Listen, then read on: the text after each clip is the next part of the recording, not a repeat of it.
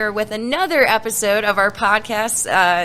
Again, don't have a name for it, guys. Okay, I'm only on my third one now.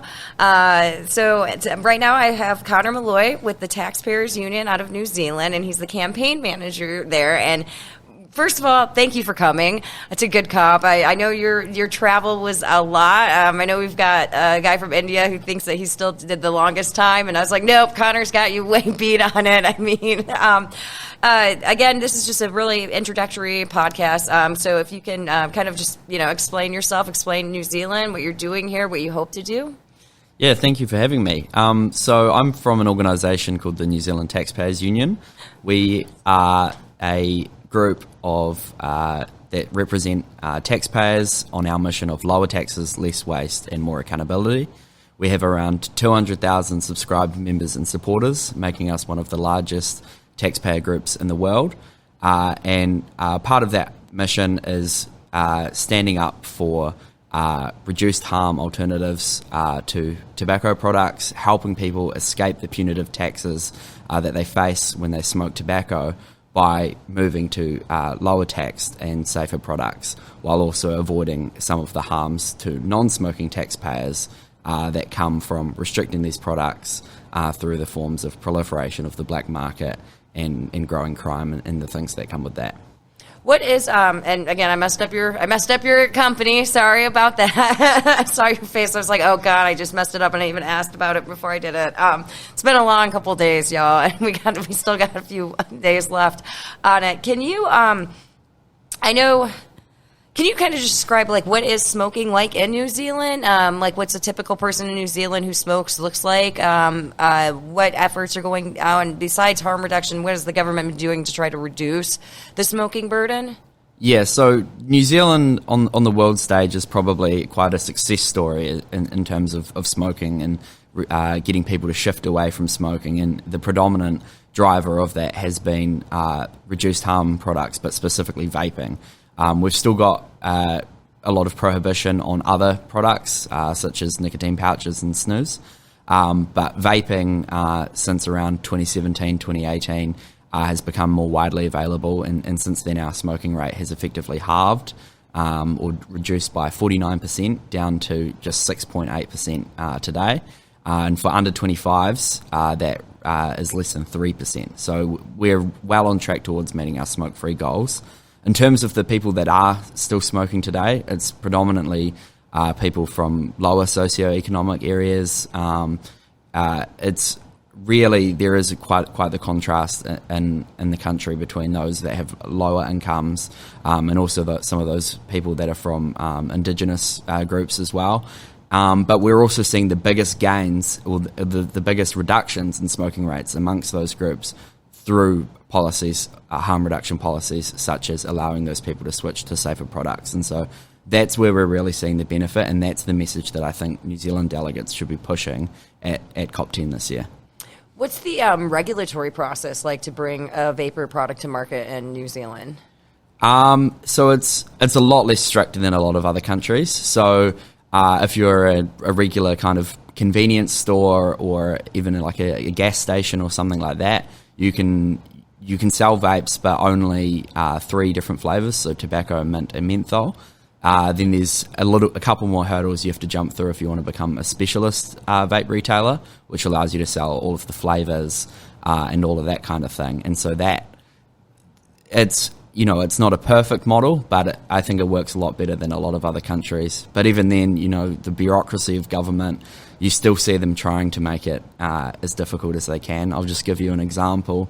They recently changed the regulations around the nicotine content that's allowed to be in vape products. And one of the companies, they read the law and interpreted it correctly. The health ministry interpreted it wrong and then spent a couple of $100,000 trying to prosecute or take them to court over it before eventually conceding that they had misinterpreted their own regulations. So, the government and bureaucracy will always make it harder than it needs to be. All the misinformation, it's good to know that exists all over the world. Is there a nicotine limit on there? Yeah, so the limit is 50 milligrams per however. Yeah, no, it's pretty high limit actually. If you're going to be limiting it on that, I know, and well, in the States, I mean, technically, almost all of our products are illicit because the FDA has only authorized 23 of them, but. The nicotine limits, we got everything under the sun on it. So, they are looking at reducing it. It was 60, they've dropped it to 50. But at the moment, it's still.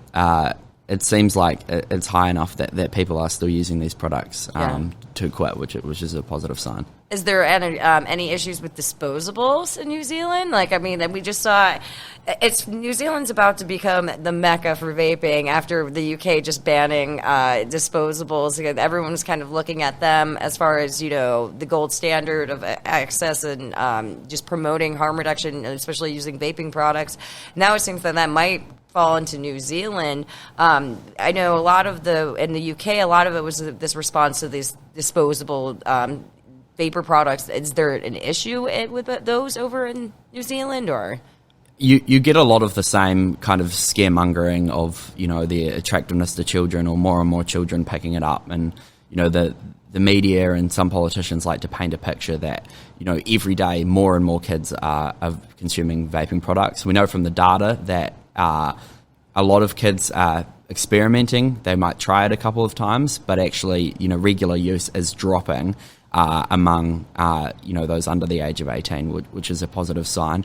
We have recently changed some of the rules around disposables, so they need to still be able to have a removable battery now, or have like a child lock on it. So, for example, if it isn't used within 10 minutes, you need to click the button 5 times or something like that to stop a kid picking it up and puffing on it. Child locks. Yeah. Oh, wait. How does that work? What do you mean if you don't use it in 10 minutes, you got to do more things to it? There's like a pattern you have to click into it or something. I don't fully understand it, but it's I don't know how. I think once a child figures it out, and I've seen 2-year-old family members use an iPad better than I can and things. I think they can kind of figure that out. I think that the better approach is promoting awareness around these things. Encouraging people to keep them out of reach of children and things like that. But it just seems like another step. And as you see, the market always figures out a way to innovate around any of these regulations. They tried to, even with the specialist, requiring specialist vape retailers, you see shops within a shop opening up where they put up a plywood wall and then register another business, and it's effectively the same store. So, the market always finds a way around. We're best to, promote good information that allows people to make informed decisions and ultimately healthier ones.